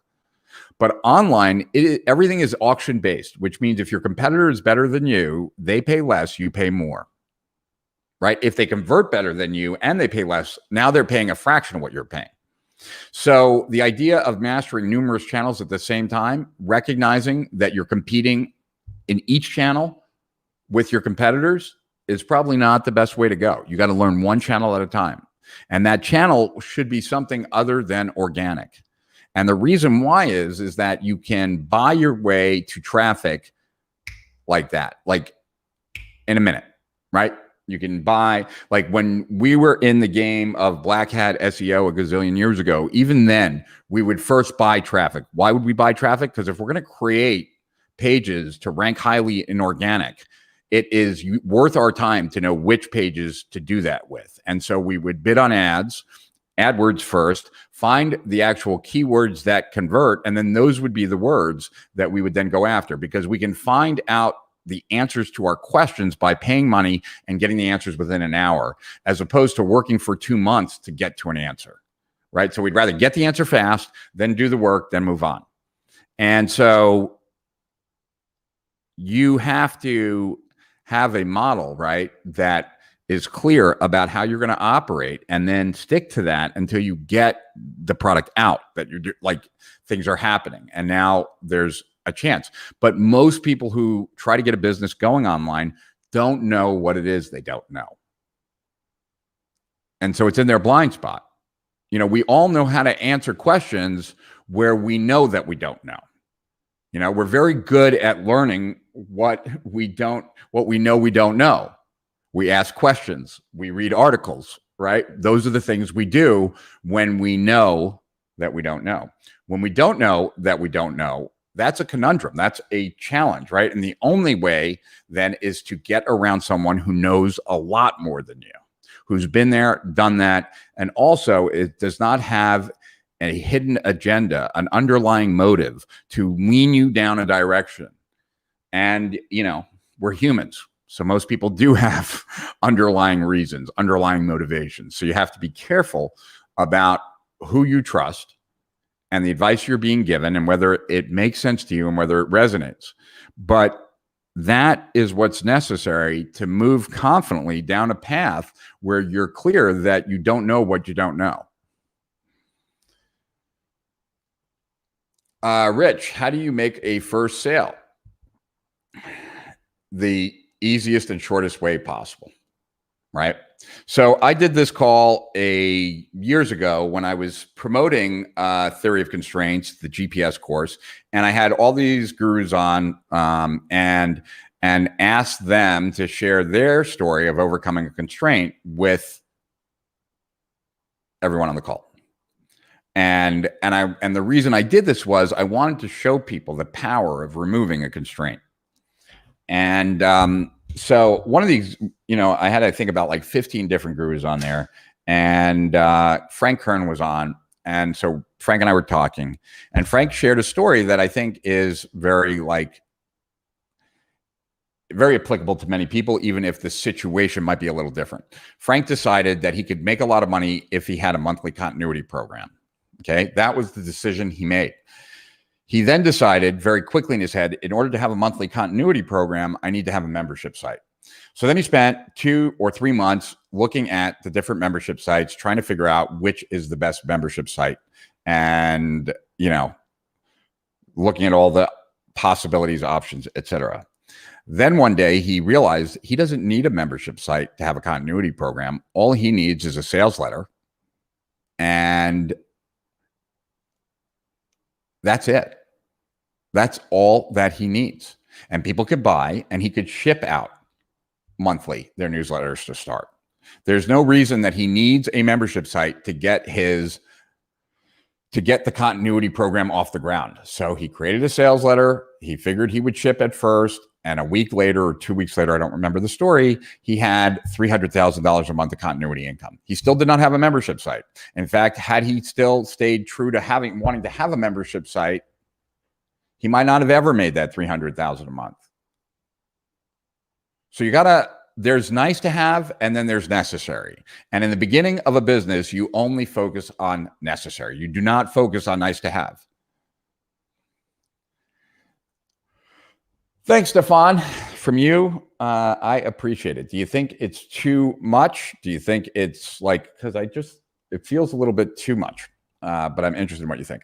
I'm curious, what do you think about Sam Ovens? I don't know him well enough. But I haven't heard it. I've heard that he's not the most pleasant person, but I've also heard that his course is pretty good. So from people who know him personally, I've heard mixed stuff.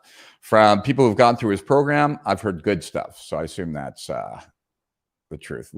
Fly, my brother Alex. If that's Alex Jeffries, awesome. Good to hear from you, man. I got some stuff to share with you too. So hit me up. Thank you, Rich. My pleasure. Denise, hey, the difference between smart planning, i.e. figuring out your model ahead of time, your funnel, customer value journal, versus jumping in and trying it all and figuring on the way, or perhaps it's both. Okay. Yeah, it's a combination of the two. It's not just figuring it all out and sitting like outside of it, especially if you don't have the experience, right? Like, how could you do that? But it's certainly like, it's about well, this is one of the reasons, Denise, I am such a big fan of the lean approach, right? It's recognizing that your business model is an experiment. A startup is an experiment. And the goal of the startup is not to maximize income. The goal of the experiment in the beginning is like, do you have a workable business model? Will it scale, right? Will it be sustainable? Will it be able to find customers? Will it be able to make those customers worth enough, right? So there are all these assumptions that everyone has to make in order to start a business. If you're good, most of those assumptions are going to be right, but they're not all going to be right. And if you're not good, or you're brand new, or whatever, then most are going to be wrong. And the reason why most entrepreneurs either fail, or even the lucky ones that don't fail end up getting stuck way before they ever get to a point where the business really runs without them, where they really have the freedom that they wanted, is because either the assumptions that they got wrong caused them to fail, or the assumptions that they got wrong caused them to get stuck in the business where it is unable to grow past that point, because there are assumptions that are operating as true that are not true. So the lean approach, right, like the lean canvas, is a way of exposing the 9, I forget, I think it's 9. The different assumptions in your business about the problem that you solve, about the prospect, about the main channel that you're going to use, the value proposition that's going to get people excited. And like, each of those assumptions are critical to the success of your business. And you can't know those answers for certain until you're actively doing those things. And so the startup stage is all about validating or invalidating those assumptions as you make forward progress. Because the only way you can validate or invalidate what your assumptions are is by doing the things. Now, when you do those things, they either work or don't work. And when they work, then you know that the assumptions that you're making are true. When they don't work, you have to step back and say, like, okay, what's off here? So you learn by doing, right? Action creates clarity, but you want to keep it as tight as possible. And the reason you want to keep it as tight as possible is so that you can spot as much as possible that you're not spread thin, right? When you're trying to do too many things at the same time, you are ineffective in all of them. Rich, how do you do marketing which is 10 times better than your competitors? Well, how do you define marketing that's 10 times better than your competitors? I can tell you, and Alex Jeffries, who like 3 comments earlier told me I was looking fresh, or fly rather. What he used to tell me, and this was something I would hear from lots of people, is when they would read my report, they would say, my free reports, the reports that I use to grow my company, right? It felt like you were standing over my shoulder, right? And that I knew their situation, that I was describing them. We all feel like we're unique, whether we like pipe that out or not. We all feel that each and every one of us, you know, we have our own things to deal with. We have our own strengths. We have our own weaknesses. We have, right? And we feel most of the time, and I know I'm making generalizations here, but as a marketer, that's what you do. Most of us feel misunderstood. You really don't know me. If you knew the real me, you'd whatever, right? Whatever it is. So when someone comes across marketing or anything that they look at and they're like, this describes me, they're talking about me, is insanely powerful, right? If you think about like what allows you to flip through a magazine really fast or a newspaper really fast is that most of the ads do not apply to you. So you don't have to look at them. You quickly are making that decision without even recognizing it, that this does not apply to me. So the polar opposite of that is this is describing me.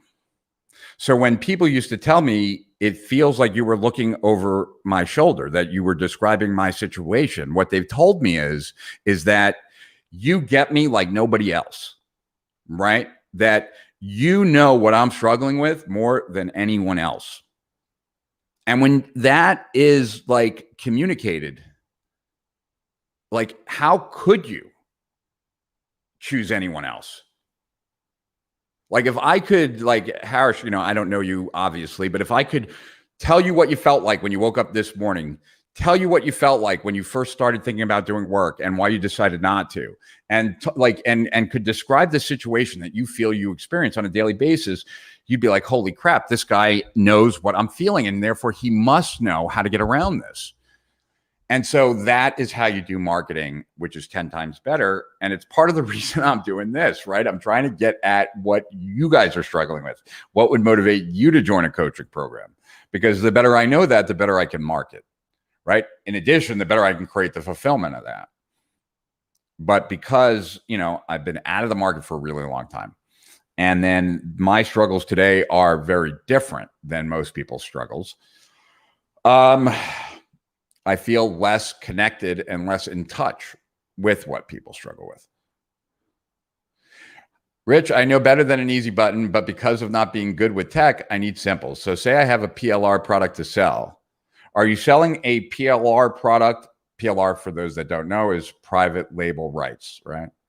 Private label rights. Are you selling so people get private label rights, or you bought private label rights of a product and now you're trying to sell this, but recognizing that other people have it too, right?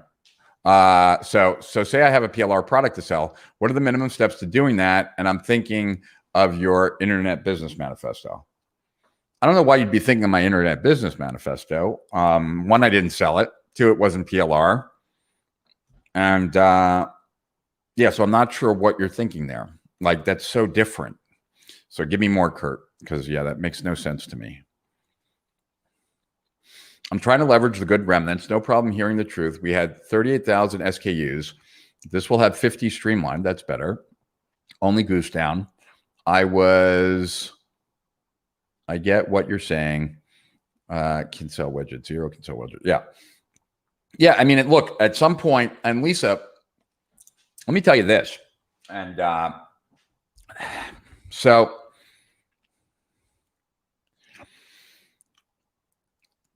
you might even, and this might sound crazy to you, but you might want to think about one SKU to start, or like one style, different sizes for the different beds or whatever, if that's necessary. But the way e-commerce is done today, and you know, I might want to append what I say here based on what I am exposed to all week next week, or this week. But the way e-commerce is done today, more often than not, you are advertising an item. You're not, like, the idea that people are going to come check out your store, not that likely, right? They are going to come across a single item that you're advertising, and that single item that you're advertising is going to bring them to the store. or they're just going to order it through like a Shopify page, right? So the idea of a store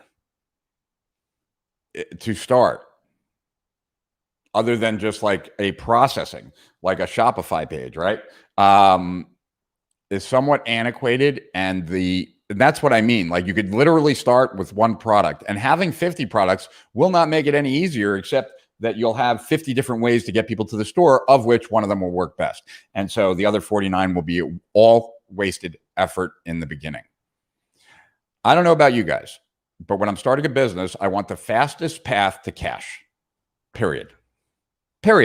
I am not interested in the 5-year plan to profitability. Not at all, right? I want cash now. And if I can't make cash now, it sets up that it probably can't make cash later. Every business I've grown with very little money to start. And because the business succeeded, it grew money. I'm not saying that every business can be started with no money. That's not necessarily the case. But any business that, especially like most businesses, can be started with very, very little. That's what it is. Lisa is a Gemini, I think. Be nice to Lisa. Hi, Rich. Mark from the Netherlands here. Have your students read Logical Thinking Process by Bill Detmer, based on Goldratt, of course? Haha. Yeah, not only have I read it, I've sat down with Bill several times. It's one of my favorite books on theory of constraints. I've read all of Bill's books, or at least I had up until a couple of years ago. So yes, I have. I've actually even recommended it. Oh, and I like the hair, Rich. Tattoos next? Yeah, tattoos next. I'll have tattoos again on Thursday. I think I'm going to put them back on. But are we headed in the right direction on the hair? Like, what do you guys think? Split test haircuts. Well, it's like I did the split test, guys, once where like this was years and years and years ago, where I did a split test. So what happened was that I was talking to Billy Mays a bit, not like we were besties, because we weren't, but I was talking to him about possibly doing a video course together, really his knowledge, I was going to market it. And then he passed away. So I wrote a 28-page blog post about Billy Mays, and it went viral. And, it was just my way of kind of being like, hey, let's not forget this guy. There's a bunch to learn from him. And now that I'm not going to be creating a course with him, let's at least learn from what he did. And so I wrote that blog post. And then after that, like, I felt like I'd be very incongruent if I didn't follow some of the advice that I had just laid out in this 28-page blog post. So, I don't think this is news to anyone who knows who Billy Mays is, that my style is somewhat different, maybe polar opposite of the over-the-top, like, screaming, exciting kind of way that he would deliver shit. And so I did a split test on my blog where I did a blog post, and I asked people to opt in the blog post. So there was a form right in the blog post. And I did one like this, right, the way I am. And I did another one like this, like, my name's Rich Sheffrin, and I'm like totally not who I normally am. And what was interesting was that, the one that was like the one, like how I am here always, did, let's say, X. And the comments were whatever, somewhat vanilla. The page, the video of me doing my best impression of Billy Mays, same exact content, got twice as many people to opt in off my blog, right? Like, and we sent people to the blog from my list. So these are my people. They're already on my list, right? But twice the number opted in when I was more in that aggressive, hyperbolic kind of exciting, whatever you want to call it, kind of way of being. And so it got double the response positively. And in addition to that, though, it got a lot of back and forth on the blog, like people saying, like, what are you doing, Rich? This is not your style, and then there was a back and forth with other people saying, I think he's testing to see, because he wrote about Billy Mays the other day and he's testing that, right? Like, but you couldn't argue with the fact that I got twice the number of responses. So I did split test verbal style, right? But I can't, nor do I choose to, be like Billy Mays all the time. I don't even know if I could pull that off unless I had massive amounts of cocaine. And since I've never done cocaine, I wouldn't even know if that would pull it off. But I don't. Maybe if I start split testing haircuts, I might end up like James Altucher, but I don't want to look like James Altucher. Like, that might get me the most click-throughs. So I don't know that I'm going to be split testing it. I'm more interested in what I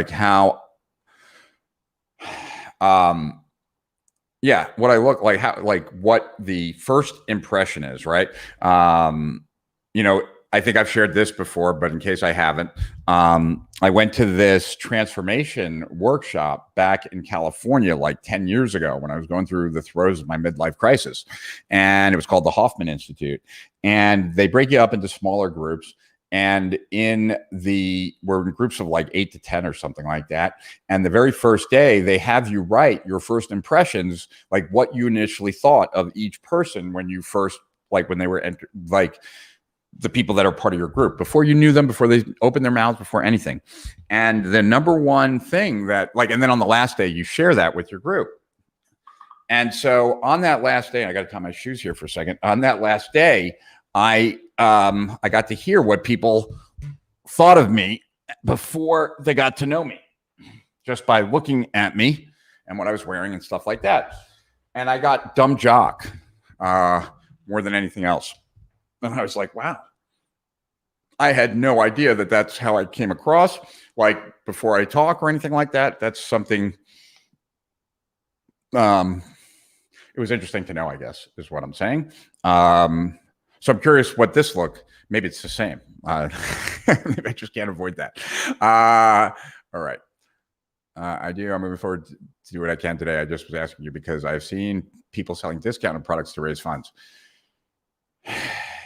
It's a whole project in itself, Lisa, though. Nothing is as easy as it seems. There's always stuff that is more complicated once you dive into it. Hey, Taya. Hi, Rich. May seem like a beginner question. I've heard and read a lot of different opinions on finding your niche and audience and their language. What do you recommend on finding what your potential clients and discovering the language they are using? Cool. I wonder what you were contemplating in that picture, Taya. It seems like you were very deep in thought. I like that profile picture. Well, the first place, look, any place that you can go where you're reading their exact language is useful, Taya. So if there are popular blogs, I would look at the comments that the people who you think are in your market, what they're actually responding to. If there are popular books in Amazon that would cater to your niche, then I would also read all of those. I'd read the 5-star reviews to find out why did they think this thing was so great. And I'd read the 1 and 2-star reviews to find out what they felt was missing. But it is their language that is so important. And so anything that they've written generally is useful. You go to Quora and see what type of questions people are asking, right? But generally, there's lots of places you can go online. Another thing you can do is you can search forums, right? So you can do like your keyword and then in title : forum, right? There's lots of different ways to search the internet to find a plethora of pockets of your prospects spouting off, right? So whether that's forums or whether, different Facebook groups, just there's so many places to it. It's really not about, and there is no better place, like one better than the other. It's really just a question of which is most conducive based on what it is you're selling, is most comparable to where they go, right? So any of those places will work for you. And it's a good use of time. Okay. Rich, what's your favorite book to learn theory of constraints, root cause analysis? I would say that Detmer's book is my favorite, Logical Thinking Processes.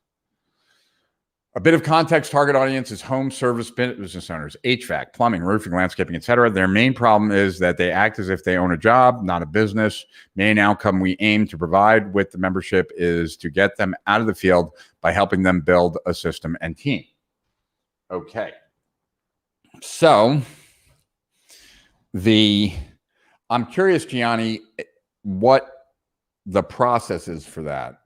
And I say, when I mean by what's the process for that, like if my goal was to get people out of their business, the easiest way to do that is to first inundate them in their business. So they want to get out of their business, right? So if I'm doing what you're doing, then the first thing I'm doing is making their business grow. First of all, that's what they're most excited about. That's what everybody really wants at the end of the day. And in order to be able to step outside of the business, oftentimes the business has to do more so that it can then spend more on talent because they're no longer doing the work. So you're like, if you had different phases, and I don't know, like, I question whether it should be a membership versus a coaching program. That's first, okay? But let's say you stay a membership because, like, you're taking people down a path, right? And if you're just constantly throwing stuff at them, I don't know that that's useful, but nonetheless, that's like, get the business owner overwhelmed, not able to deal with the flow of customers that they currently have, and then that will get them to want to get out of their business, if that makes sense. Tell me what your thoughts are of that, Gianni, and then we'll talk more about it. Hi, Rich. Nice to be here with you. Well, nice to have you here, Richard Martinez. Are you a medical pot doctor? Because it certainly looks like that when I see the medical symbol in a heart in a marijuana leaf. Just curious. Rich, opinion on the economic effect of the next 2 years as a consequence of scam vid lockdowns, inflation already happening in multiple countries, rich getting richer, poor getting poorer. Your take. Well, Stefan, I've never been as uneducated as I am currently on the news and world events. So I'm probably I'm the least confident I've ever been in talking about what's going on in the world. And that's primarily because I've just given up on getting information because, one, I don't trust it. Two, if I don't trust it and it gets me aggravated, what's the point, right? It's not even entertaining. It's aggravating. So, I certainly am concerned about inflation, although I don't know if I should be or not, but I certainly am concerned about inflation because we've pumped so much money into the economy. But all of that money has landed mostly in the wealthy's hands. And so I don't know really, but what I think I shared this before, that friends of mine who are in masterminds, like where everyone is a big player in e-commerce, like very big businesses, all those businesses had Black Friday is usually the best day of the year if you're in retail, just in case you didn't know that. These companies had, every time a stimulus check came out, like back to back to back to back days better than Black Friday. In other words, most of the money that went out in stimulus got sucked right back up into the internet because most people, as scary and as shocking as this always seems, don't have more than, they have a combined total of $600 saved. So when they get a check for $1,200, that's more than double what the average person has saved. They spend it. And when they spend it, especially in lockdown, they spend it online. And what do they buy? They buy stuff. That's e-commerce. It goes right back up. And so the money is gone. So, well, to them, not to online marketers and retailers and e-commerce people. So I don't know. It doesn't bode well. I would say that it doesn't bode well. I don't know what's going to happen. I don't know where it's going to happen, but I'm still just trying to just walk around without wearing a mask, and that seems to be challenging at times. Yeah. So back to the problem. We provide them resources to work on the business, but they struggle to find the time to consume and take action on it. What I'm hearing from you is that we have to adapt the deliverables to fit their busy routines. Yes, you do. You certainly have to make it easier for them to consume it, but you might have to motivate them more to do it. And it might be right now, Gianni, like something that they give lip service to that they'd like to have, but the truth is they'd like to make more money. And so maybe you got to get them to a point where they must do this, right? So that might be a question to ask. Like, is there a specific volume that you got to that you'd absolutely positively never work in the business again? Like, and what is that volume? Right? I think that might be something that might be interesting to look at. I'm not suggesting that it is the answer, but you could find your answer there. Do you have a process of shutting everything else out to work on one thing specific? Well, generally I turn off everything, right? Like all ways of getting in touch with me. And I'll generally go somewhere though.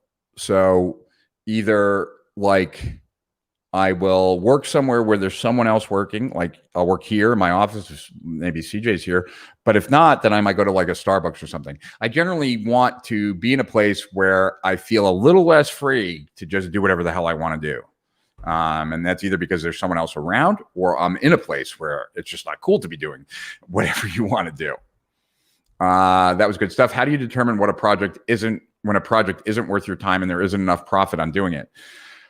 Well, generally if you're trying to decide between several different projects, right? Then what I like to do is I like to use some criteria to create a matrix, right? And then from that matrix, make my decisions.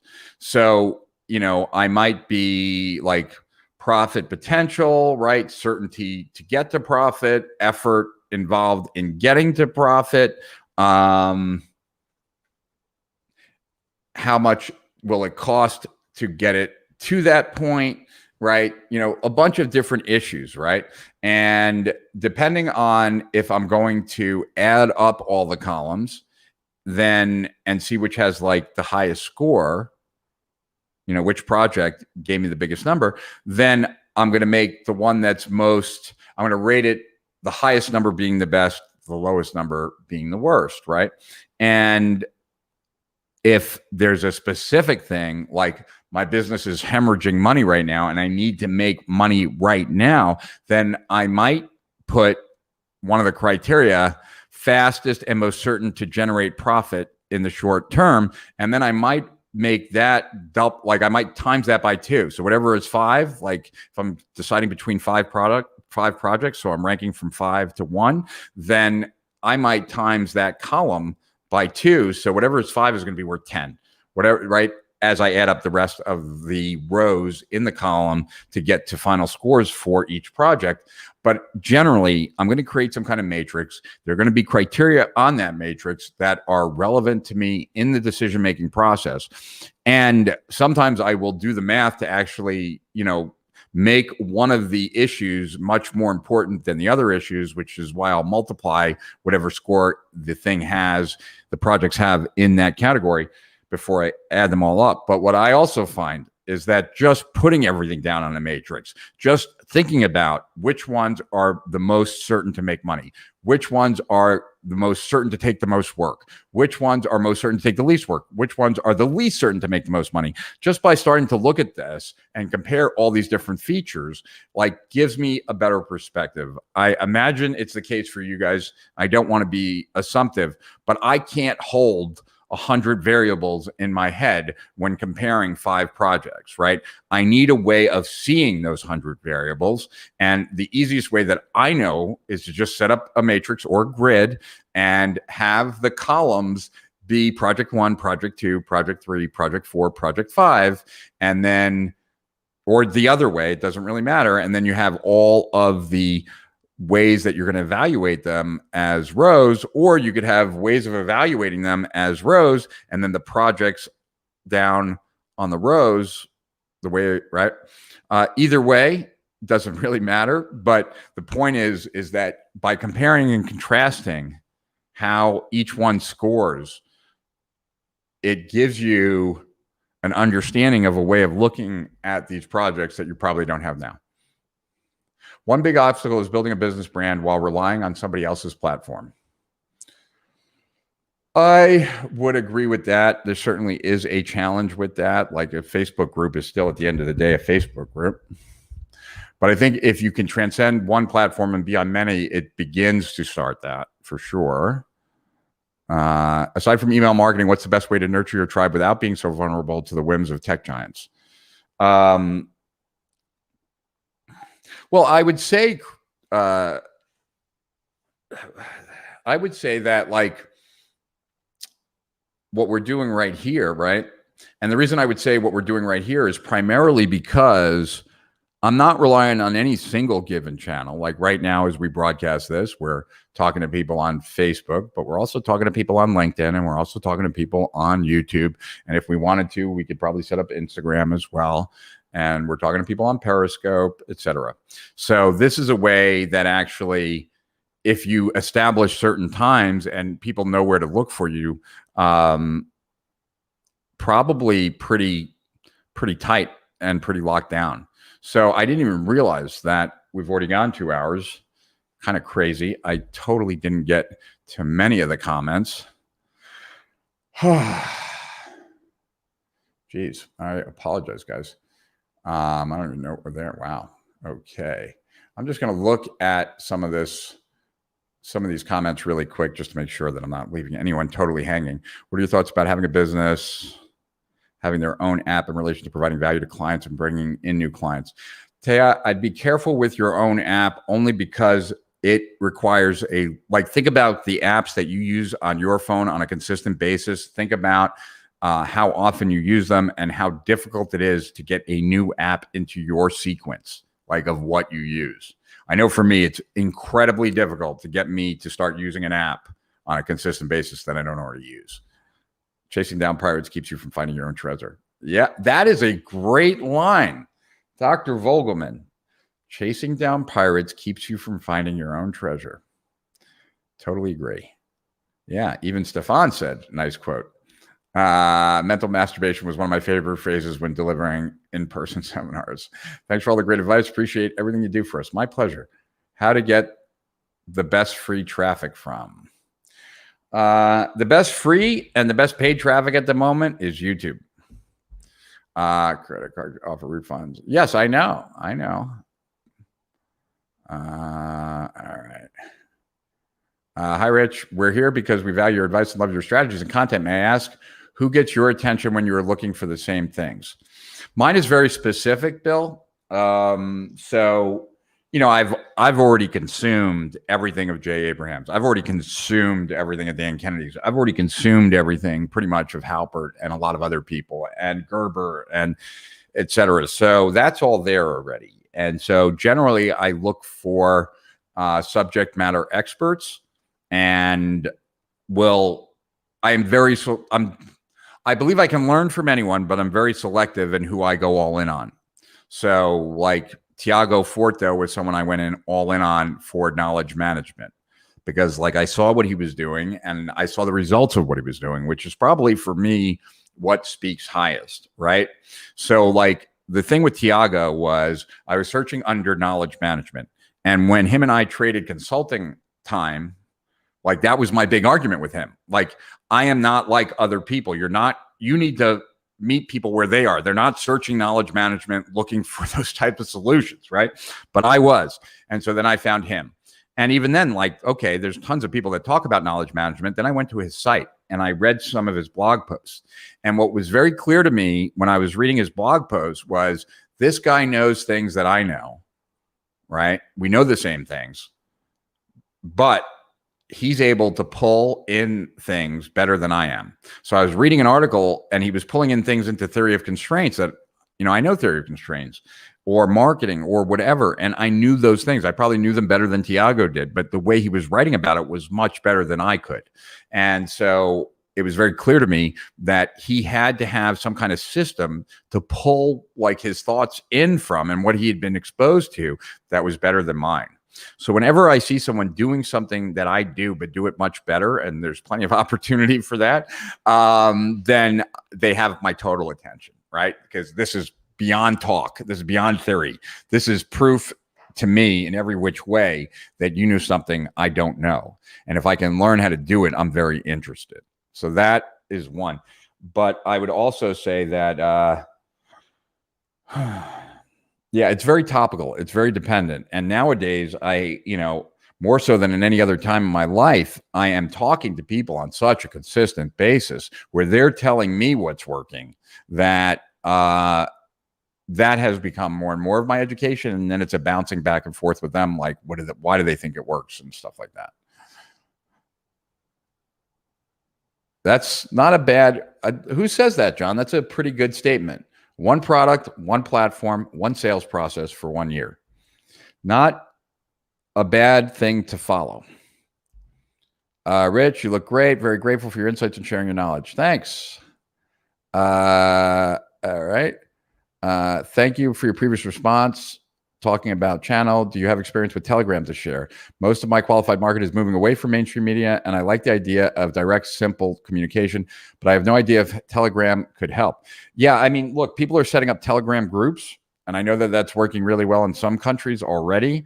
I also, but I don't know that much about it. Apparently, I'm going to have to learn, but I don't currently know that much about it, unfortunately. But you are hearing correctly. I've heard the same thing.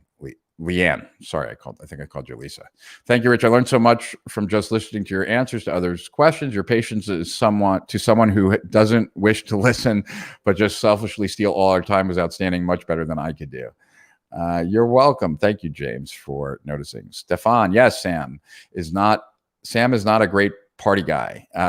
He's all about lean and eliminating unnecessary stuff, which him probably includes charisma and great personality. It's just results in effectiveness. So yeah, as for the hair, it's great. Makes you look younger and slick. Cool. Awesome. Rich, have you seen the new Netflix documentary Money Explained, which highlighted Grant Cardone, Ty Lopez, and Dan Locke as scammers in between Bernie Madoff and MLM scams? Thoughts?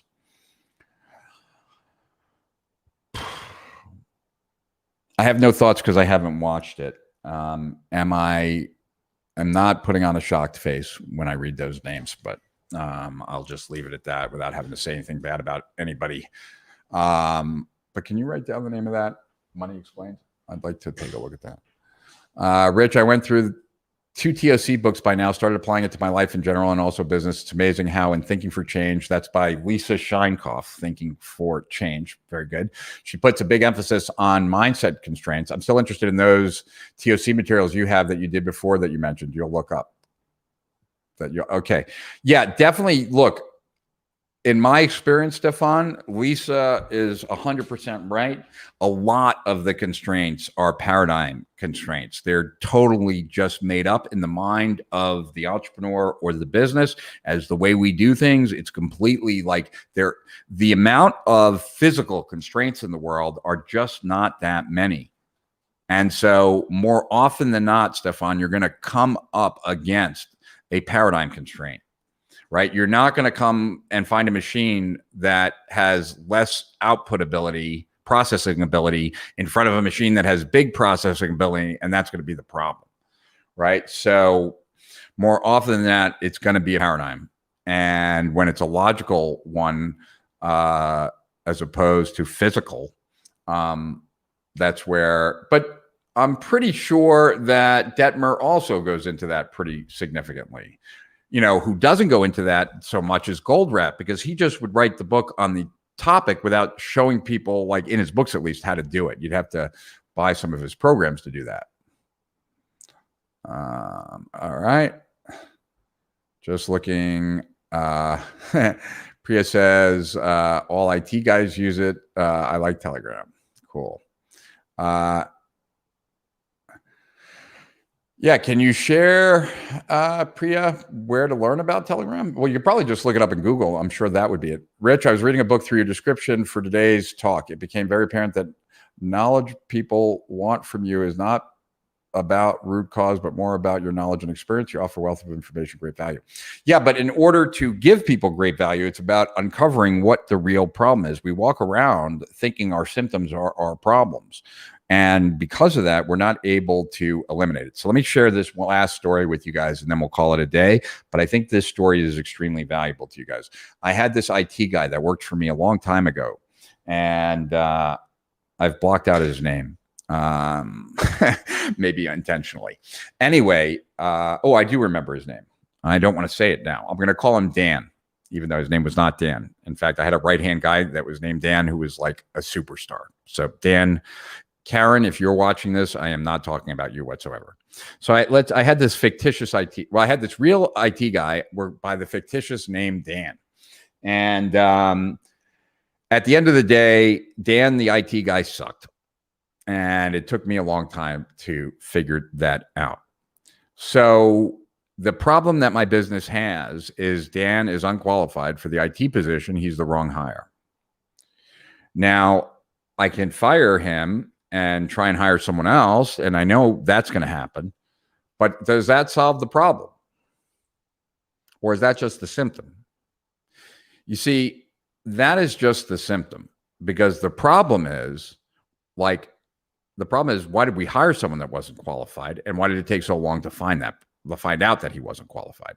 So what needs to change in our process so that we don't get another Dan? Like, what do we need to do so that we pick better and we find out much sooner whether the person is right or not? And we have to change the process, because just getting rid of Dan and hiring someone else changes absolutely nothing. Right? So it's like, why does this problem occur? What needs to happen so that this problem never occurs again? And if people were to start actually looking at a lot of their challenges that way, how do I make this challenge disappear? One, and how do I make it disappear forever so that it never comes back? Then you start looking at the source of the problem, right? And it's only when you look at the source can you eliminate it for good. So I hope that helps. That was what I had to do. Like, I had to change my business so that we wouldn't hire another person like that. Not change the interview, but change the process, where we look, how we select, how, like, the onboarding, how quickly we do is this working kind of thing, right? Those are the things.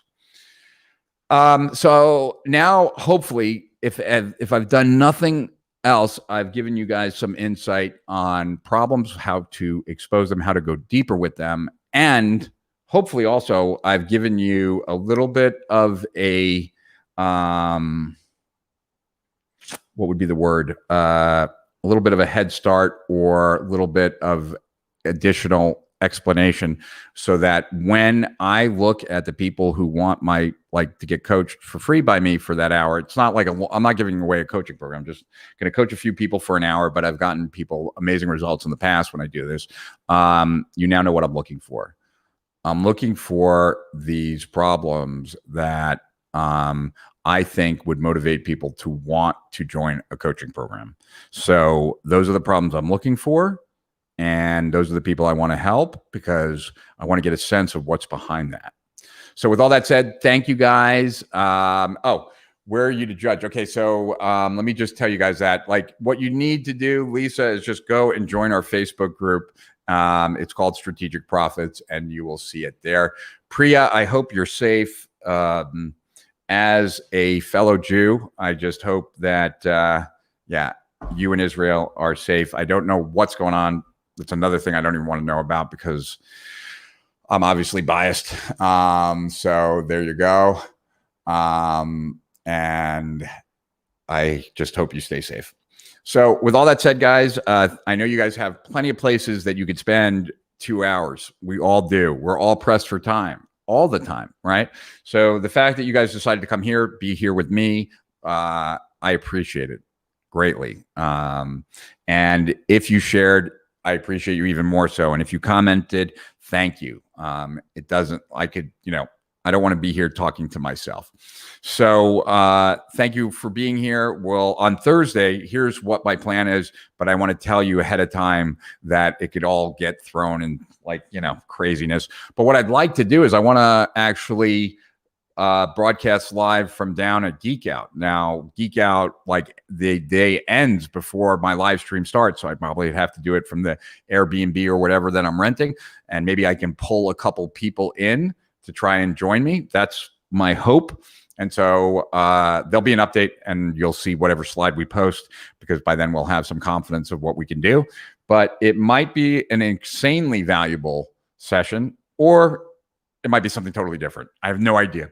But my goal is to broadcast to you some really heavy hitter e-commerce pros, extract from them some great information for all of us. So that's my intent. And I'm excited. So anyway, I will see everyone on Thursday. To Higher Profits Beyond, Rich Sheffrin, over and out.